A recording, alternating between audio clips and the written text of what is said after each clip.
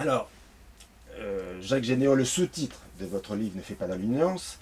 Vous dites pourquoi et comment un pays peut toujours faire ce qu'il veut face au marché, face aux banques, face aux crises, face à la BCE ou face au FMI.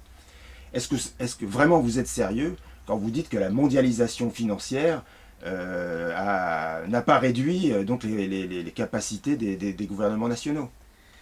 Alors, je ne dis pas qu'il n'y a pas eu des contraintes nouvelles aux États et des marges de manœuvre apparemment limitées.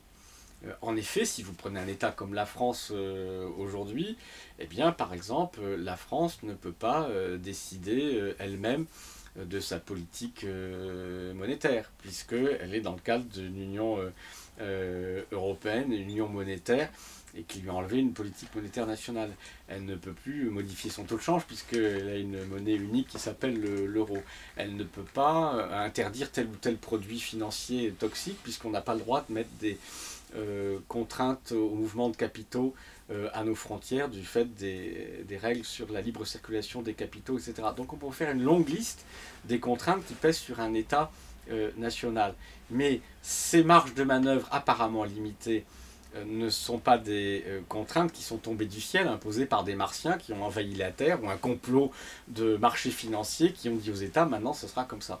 Donc ce qu'il faut rappeler aux gens, qui est fondamental, c'est que toutes les limites qui peuvent entraver aujourd'hui l'action des États sont des limites qui ont été posées par les gouvernements eux-mêmes, par la déréglementation financière qui a commencé très tôt. En France, c'est en 1973, par une loi, qu'on a interdit à la Banque de France de concourir directement au financement de l'État. Après, dans les années 80, c'est encore par des lois qu'on a progressivement installé la liberté pour la finance, la liberté pour le capital, de faire ce qu'il veut, où il veut. Ce sont les gouvernements qui l'ont décidé. Quand on a construit la coopération monétaire en Europe, on aurait pu faire un système monétaire européen avec des contrôles d'échange, des contrôles de mouvement de capitaux qui évitent la spéculation. On a choisi un système avec libre circulation des capitaux qui donne tout pouvoir aux spéculateurs. Et après, on nous a expliqué qu'à cause de ça, bien, il fallait passer à une monnaie unique. Quand on a fait cette monnaie unique, on aurait pu choisir un système dans lequel, par exemple, la Banque centrale européenne peut concourir directement au financement des États, peut leur prêter à 0% ou à 1%, ce qui aurait évité bien des soucis en termes de dette.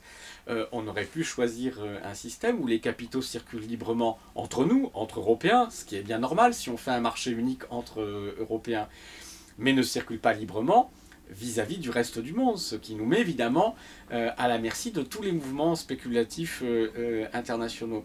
Donc on a choisi une certaine façon de le faire. Et à l'époque, en particulier sur cette question, ce sont les Allemands, beaucoup, mais pas seulement, qui ont insisté pour que le marché des capitaux soit bien ouvert au monde entier, de manière en particulier à ce que les gouvernements subissent une certaine pression des marchés financiers. Les Allemands avaient peur qu'avec la monnaie unique, comme il n'y avait plus de taux de change, plus de possibilité de spéculer contre les taux de change, eh bien, ils avaient peur que les gouvernements se disent ben maintenant on peut faire ce qu'on veut. Puisque la principale limite qu'il y avait à l'action gouvernementale dans le système monétaire européen, c'était que les spéculateurs sur les taux de change pouvaient provoquer de graves crises sur la monnaie dès qu'ils n'étaient pas satisfaits par une politique nationale. Alors, les Allemands ont dit s'il n'y a plus de taux de change, il n'y aura plus de spéculation, donc les gouvernements vont faire n'importe quoi, alors il faut les remettre sous le contrôle d'autres marchés.